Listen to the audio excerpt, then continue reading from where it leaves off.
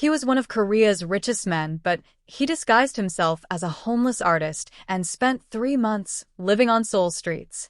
Nobody figured it out. Not the businessmen who ignored him on their morning commute. Not the shoppers clutching their luxury bags who pretended he didn't exist, and certainly not the woman who would eventually steal his heart. Kim Tae-yong was 34 years old and had more money than he could spend in 10 lifetimes. As the founder and CEO of Stellar Tech, one of South Korea's most powerful companies, he owned a penthouse overlooking the Han River and drove cars that cost more than most houses. But despite all his wealth, he was missing the one thing that money can't buy: genuine human connection. Someone who would value him for who he was, not what he owned. Before we dive in, beautiful people, please remember to hit that like button and subscribe. It's the best way you can support us as we continue delivering captivating stories that'll keep you hooked every single day. His reality check arrived 8 months earlier when his girlfriend of 2 years left him. She didn't leave for love or compatibility issues. She left because a Japanese businessman with better industry connections had made her a better offer. She actually told him to his face, "You're wealthy, Tae-yong, but he has access to markets you don't. It's just business." Those words haunted him. So Tae-yong made what most people would consider an absolutely crazy decision. He informed his deputy CEO to handle operations, and he simply vanished from his life.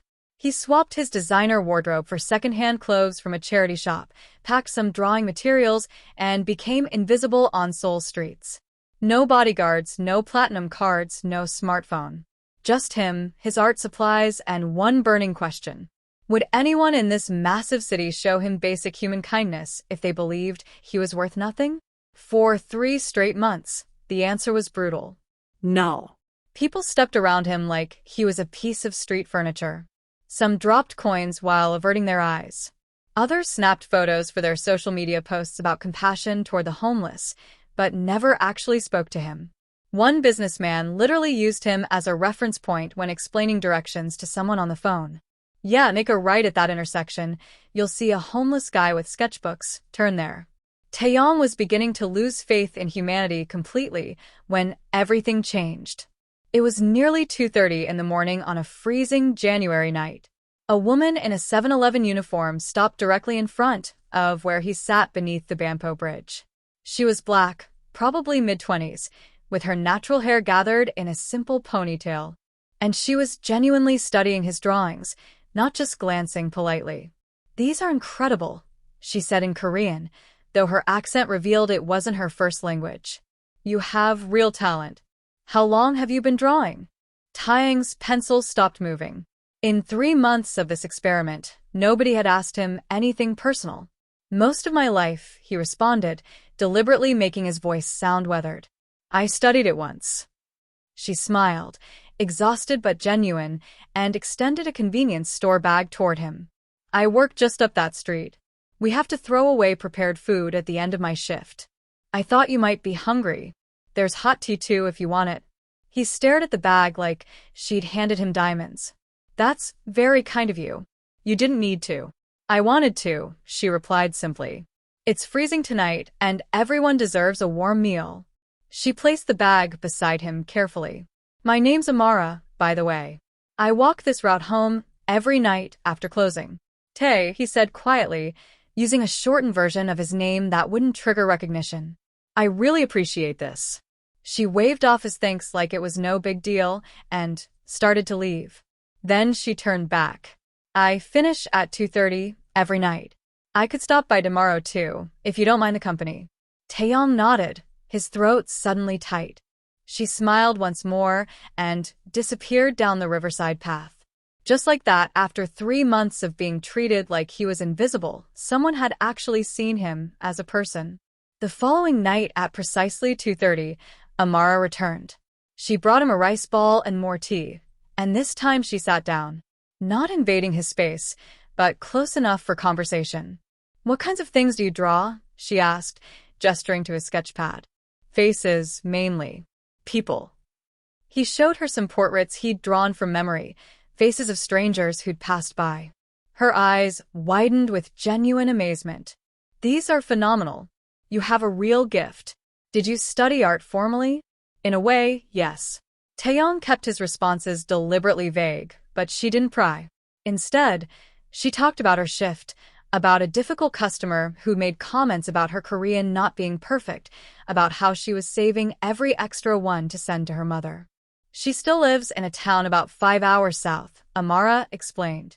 My father was Korean, my mother's from Nigeria. He passed away when I was 11, so she raised me alone. Korea can be challenging for her, you know? For me too, honestly. People aren't always sure how to react to someone who looks like me. Taeyong understood that feeling of invisibility better than she realized. Different reasons, same result. That became their nightly ritual. Every night at 2:30, Amara would finish her shift and visit the bridge. Sometimes with food, sometimes with coffee, sometimes just to talk. She told him about her boyfriend Jae-hoon, whom she'd been dating for nearly 4 years, how he worked as a sales manager, and kept talking about marriage. But lately something felt wrong. Taeyong listened carefully and asked thoughtful questions. He shared carefully edited pieces of his past, that he'd worked in the corporate world but experienced severe burnout. Technically accurate, just omitting the part about being worth billions. These early morning conversations beneath the bridge became the most authentic interactions Taeyong had experienced in years, possibly ever. Amara expected nothing from him. She couldn't expect anything because she thought he had nothing. She simply saw another human being and decided that person deserved dignity. For the first time since starting this social experiment, Taeyong wasn't certain whether he was still testing humanity's goodness or whether he was simply falling in love with someone he could never truly have. Then one night in mid-January, everything shifted. Amara arrived at 2:30 as usual, but immediately he could tell something was terribly wrong. Her eyes were swollen and red from crying. Her hands trembled as she sat down beside him, and the tears just started flowing. Hey, what's going on? Taeyong asked with genuine concern. What happened? She shook her head, tears streaming freely. I decided to surprise Jae-hoon at his dealership today. I brought him lunch because he's been so cold and distant lately, and I thought maybe work was stressing him out. Her voice broke. He was in the showroom with my cousin Nari. They were kissing. Taeyong's jaw clenched. Your cousin? Yes, my cousin who's always made me feel inferior, who criticizes everything from my hair to my job to my life choices. Amara wiped her eyes roughly. And Jae-hoon just looked at me and said I wasn't what he needed anymore. That Nari comes from a family with money and business connections, and I'm just a convenience store employee who'll never be successful. He's a fool, Taeyong said quietly but firmly. She laughed bitterly through her tears. Maybe so, but there's some truth to it. For years in Seoul, and what do I have to show for it? A cramped studio apartment, a minimum wage job, and family back home I can barely afford to help. She dropped her head into her hands. And the worst part? My mother already paid the deposit for our wedding venue. She's been saving for 3 years. The deposit's non-refundable. She's going to be devastated when I tell her there's no wedding. Taeyong sat there watching this woman who'd shown him nothing but compassion for months break down over a man who clearly wasn't worthy of her. A wild idea formed in his mind. An insane, impulsive, completely ridiculous idea. Marry me, he said. Amara's head shot up. What did you just say? Marry me. Temporarily. Taeyong turned to face her directly. Your mother's already paid for a wedding venue. Your family's expecting a celebration. So, let's give them one. We get married, maintain the arrangement quietly for several months, then quietly divorce once everything settles down. Your mother doesn't lose her savings. You don't face the humiliation. And he paused. I get to help the only person in this city who's treated me like I matter. She stared at him like he'd completely lost his mind. You're living under a bridge. No offense, but how would that even possibly work? I have some resources I can access. He chose his words carefully. I can make myself presentable. And honestly, what's your alternative? Telling your mother the truth and breaking her heart? Amara studied him for a long moment. Then she started laughing, that slightly manic laugh that happens when reality becomes so absurd it circles back to making a strange kind of sense. This is absolutely insane. You'd actually do this for me? You've brought me food every night for months when you could barely afford it yourself. Taeyong said seriously. Yes, I'd absolutely do this. She was quiet for a while, staring out at the dark river. Finally, she looked back at him. Okay. Okay, let's do it. Let's actually get married. 4 days later, they stood in Seoul's city hall before a registrar who looked deeply suspicious of the entire situation. Taeyong had cleaned himself up as much as possible without revealing his true identity. His assistant had provided clothes that looked decent, but not expensive. He'd gotten a haircut and shaved. He looked respectable, just not billionaire CEO respectable. The registrar asked Amara 4 separate times if she was acting of her own free will. Nobody is forcing me, Amara stated firmly. I'm choosing to marry Tae. This is my decision. The registrar sighed, clearly expecting them to return within 6 months for a divorce, and stamped their marriage certificate. Just like that, Kim Taeyong, billionaire CEO, was legally married to Amara Williams, convenience store worker, and she still had absolutely no clue who he actually was. They returned to Amara's tiny studio in Nowon after the registration. One room barely larger than Taeyong's walk-in closet back home, with a bathroom so cramped you couldn't fully extend your arms. You should take the bed, Amara said quickly, clearly nervous. I'm fine on the floor. Absolutely not. I'll sleep on the floor. They debated it for 15 minutes before Taeyong grabbed a blanket and created a sleeping space near the radiator. It was significantly more comfortable than beneath the bridge, so he wasn't complaining. Living together proved surprisingly easy. Amara worked overnight shifts, giving Taeyong the apartment to himself during evenings. He'd slip out to brief his assistant, monitor company operations, ensure everything ran smoothly. Then he'd return before Amara came home at 3 and act like he'd been there the entire time. During the day when they were both awake, they developed a comfortable routine. Amara would prepare breakfast, usually something simple like rice porridge and kimchi. Taeyong would wash up, repair things around the apartment that were broken, the temperamental space heater, the door that wouldn't latch properly, the shower head that leaked constantly. Amara kept asking where he'd learned to fix things, and he'd just shrug and say he'd picked up skills over the years. They watched television together, old Korean variety shows that Amara enjoyed. She'd explain cultural references he pretended not to understand. He'd sketch while she studied Korean language books, preparing for a proficiency exam. Why do you even need that certification? Taeyong asked one afternoon. Your Korean is already excellent. Excellent isn't enough, Amara said without looking up from her textbook. I need flawless if I want people to take me seriously. If I want any chance at a better job than convenience store clerk. He watched her hunched over that textbook, determined to prove herself in a country that had never made things easy for her. Something twisted painfully in his chest.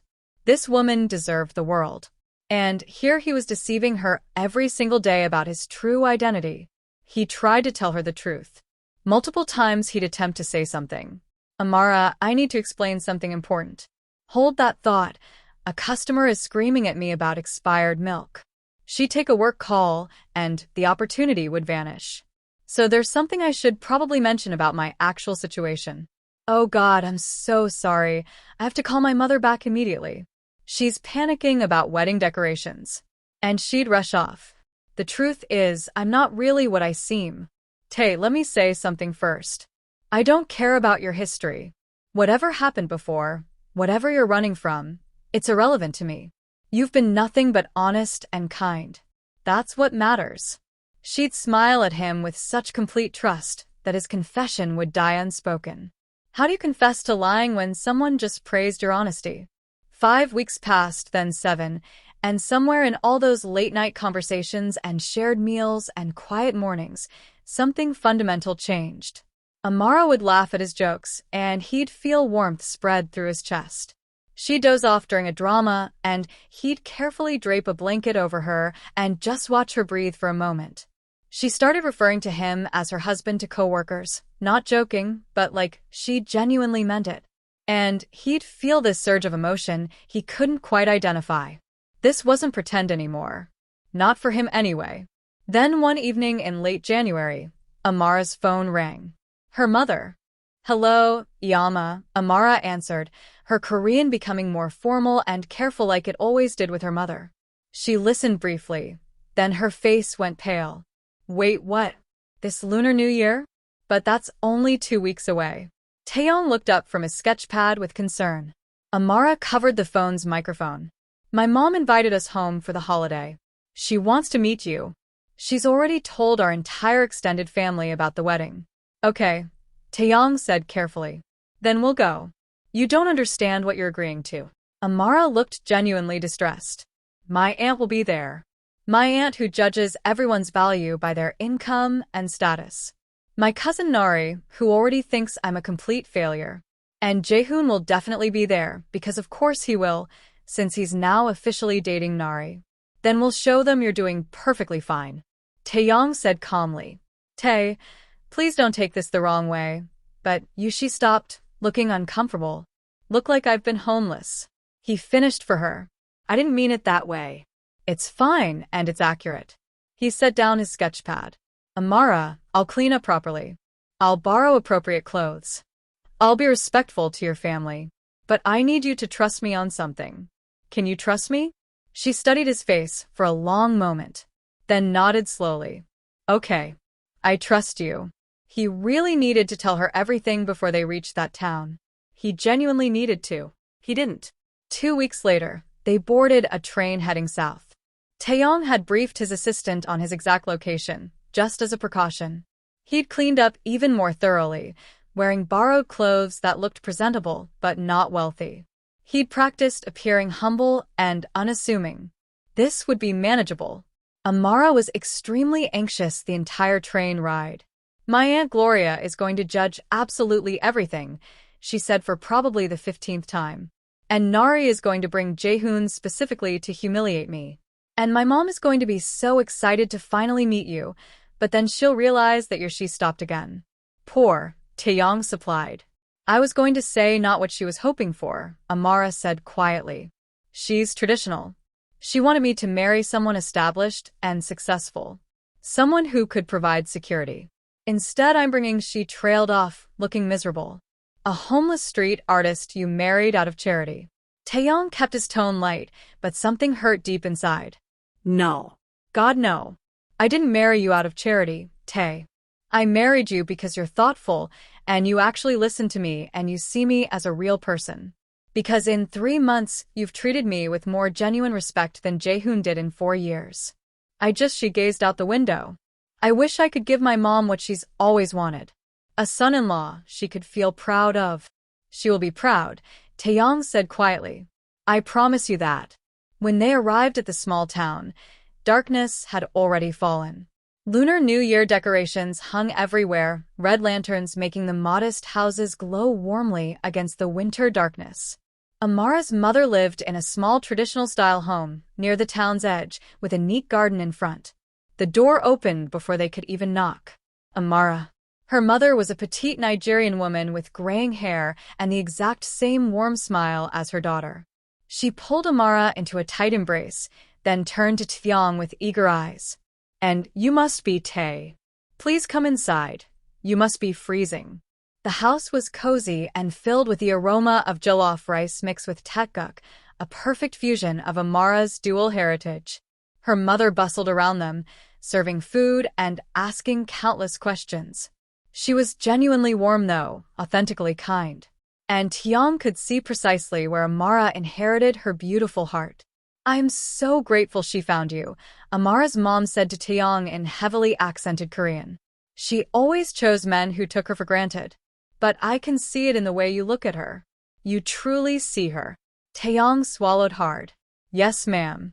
I absolutely do. That night they shared Amara's childhood bedroom. And for the first time, Taeyong insisted they share the narrow bed because her mother would find it strange if he slept on the floor. I'll stay completely on my side, he promised. I know you will, Amara said. And there was something in her tone he couldn't quite interpret. Tae, Amara whispered into the darkness. Yeah, thank you for doing this, for coming here, for helping me through this. You don't need to thank me for anything. I do though, because she paused. Never mind. Sleep well. You too, Amara.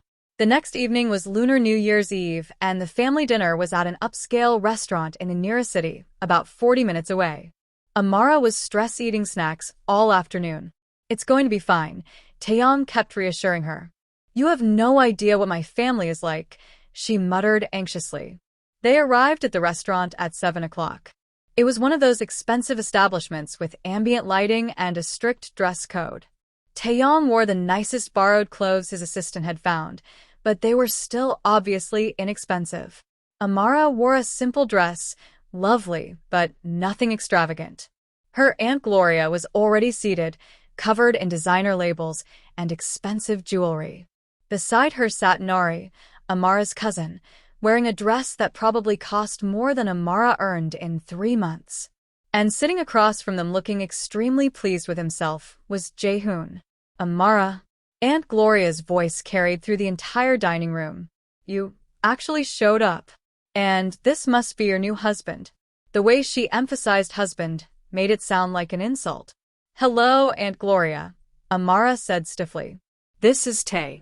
How nice, Nari said in a tone dripping with false sweetness. Jae-hoon, doesn't he look familiar? Like that homeless person who used to sit near Amara's store? Jae-hoon squinted at Taeyong and started laughing. Oh my god, you're right. Amara, did you actually marry the street beggar?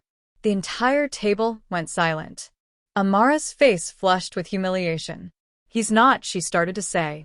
Oh, sweetheart, charity work is admirable, Aunt Gloria interrupted with fake sympathy. Though, actually marrying them seems a bit extreme, don't you think? What does he do for employment? I'm between positions currently, Taeyong said evenly. Nari nearly choked on her wine. Between positions? That's just code for unemployed. Jae-hoon, you really dodged a bullet with this family, didn't you? I absolutely did, Jae-hoon agreed enthusiastically. No offense, Amara, but you really settled for rock bottom.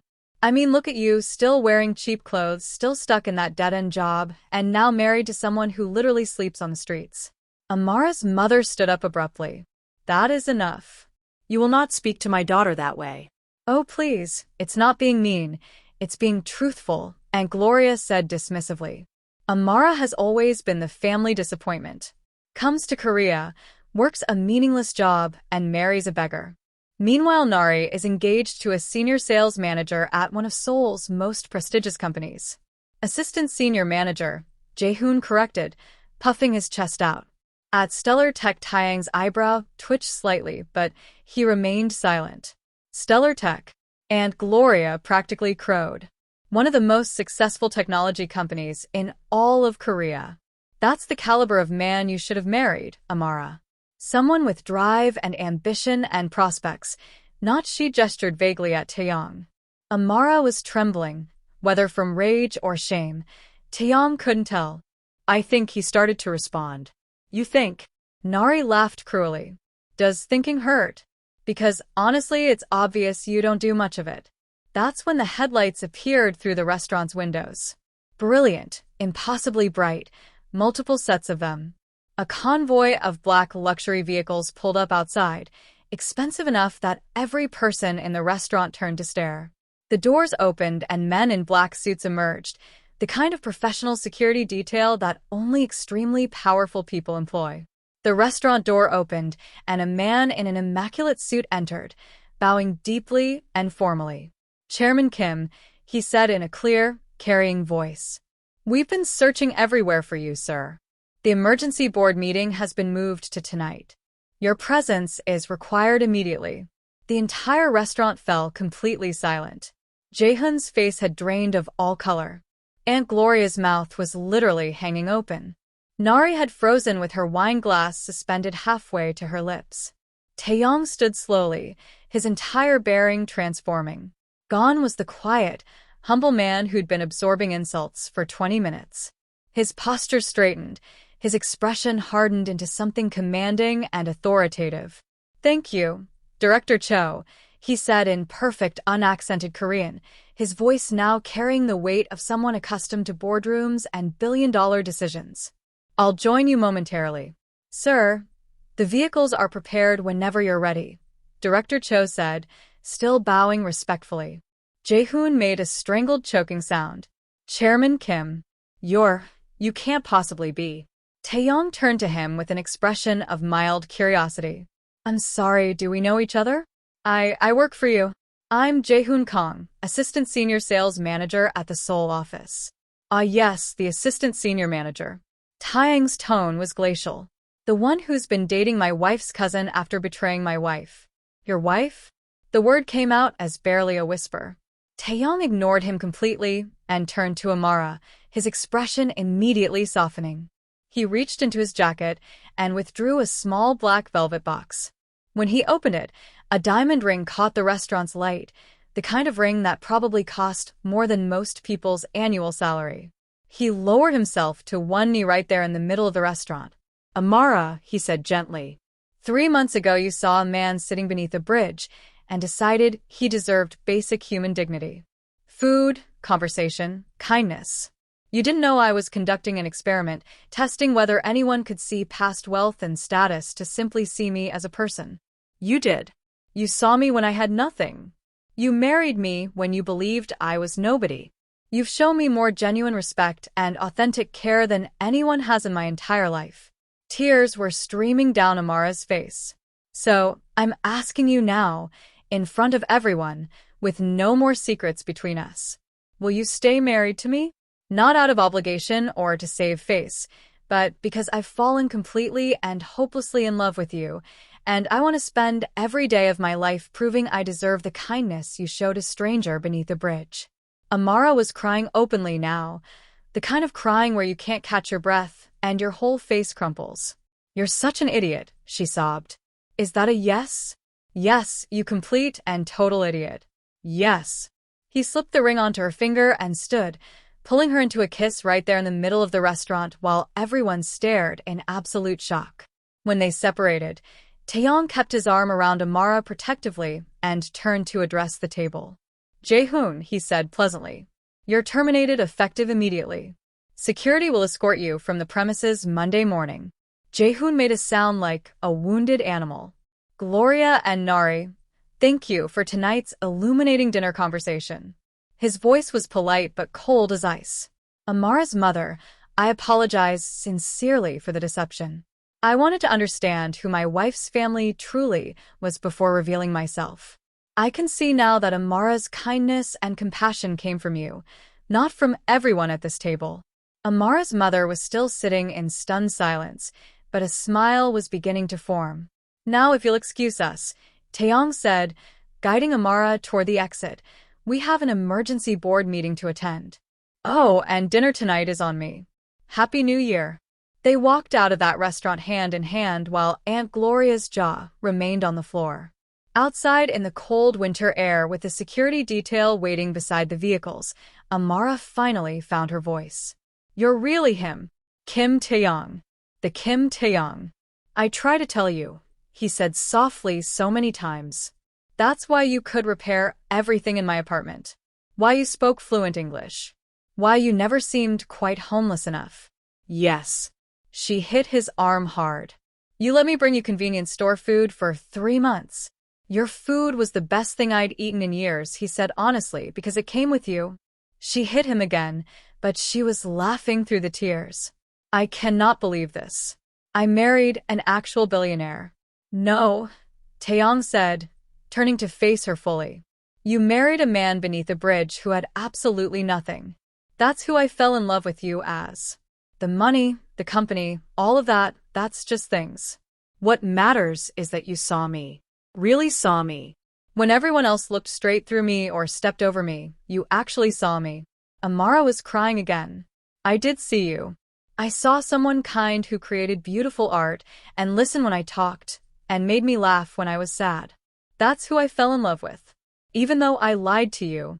You didn't lie about who you are, she said firmly. You lied about what you own. Those are completely different things. The man I know, the man I married, he's real, right?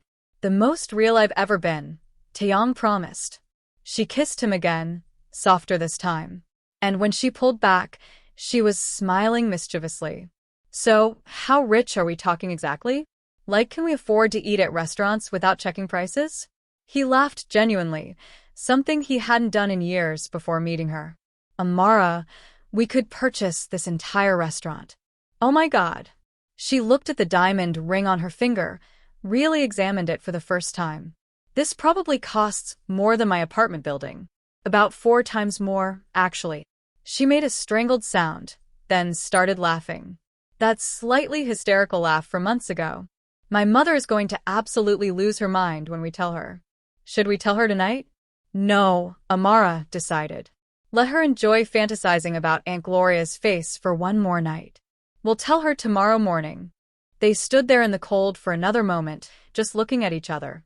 For the record, Amara said quietly, I would have stayed married to you even if you really were homeless. I fell for you over cheap convenience store food and Han River conversations at 3 in the morning. This? She gestured at the luxury convoy and security personnel. This is just a completely insane bonus. Taeyong pulled her close, breathing in the scent of her hair. I know. That's exactly why I love you. They returned to Amara's mother's house that night, leaving the vehicles and security behind. In the morning, Taeyong sat down with Amara's mother and properly introduced himself, explained everything.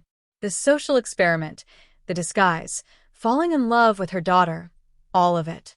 Amara's mother listened carefully, then said, You could have been honest with her much sooner. I know, I was terrified. Of what exactly? That she'd see me differently. That I'd lose the only genuine thing I'd found in years. Amara's mother smiled warmly. My daughter doesn't judge people based on their bank accounts. I raised her better than that. But I'm glad you understand that now. I do, Taeyong said. And I promise to spend the rest of my life proving I'm worthy of her. Good, she said. Then she stood and embraced him tightly. Welcome to the family, for real this time. On New Year's Day, the town was covered in fresh snow. Taeyong and Amara walked through it hand in hand, past neighbors who waved cheerfully, past the church where Amara had attended as a child, past the small playground where she'd practiced Korean as a young girl. What happens now? Amara asked. Now we return to Seoul, Taeyong said. I resume my position at the company officially. We move out of your studio into somewhere more spacious, if you'd like. Though honestly, I really liked that apartment. It was cramped and the heater barely functioned. Because you were there. She rolled her eyes, but she was smiling. You're ridiculously cheesy. You love it though. Unfortunately, yes. They walked a bit further, snow crunching softly beneath their feet. Tae, Amara said quietly. Yeah, thank you. For choosing me. For sitting under that bridge where I could find you. For being patient while I figured out my feelings. For making me feel visible when I've spent most of my life being invisible to people. He stopped walking and turned to face her fully. Amara, you were never invisible. You're the brightest presence in any space. Everyone else was simply too blind to recognize it. She kissed him there in the snow on New Year's Day in the village where she grew up, with neighbors watching and smiling from behind their windows. And somewhere back in Seoul, Jae-hoon was cleaning out his office under security supervision. Nari was fielding uncomfortable calls from relatives who'd heard about the dinner disaster. Aunt Gloria was attempting to explain to her husband how she'd accidentally insulted a billionaire CEO. But beneath a bridge on the Han River, Taeyong's old sketches remained, protected by plastic covering, including one portrait he'd drawn, but never shown Amara. A portrait of a woman with compassionate eyes and a warm smile bringing food to a stranger in the darkness. The sketch was dated 3 months earlier, from the very first night they'd met. And written at the bottom in small neat letters was a note he'd made to himself that night. Tonight I met someone who truly sees people. I think I might already love her. He'd been absolutely right. And now, 3 months later, he got to love her authentically. No disguises, no experiments, no more sleeping beneath bridges. Just him and her and a future full of 3 a.m. conversations and convenience store meals and the kind of profound happiness that money could never purchase. If you enjoyed this story of how genuine kindness led to unexpected love, hit that like button and subscribe for more incredible stories that will restore your faith in humanity. And drop a comment below telling us about a time when someone showed you unexpected kindness.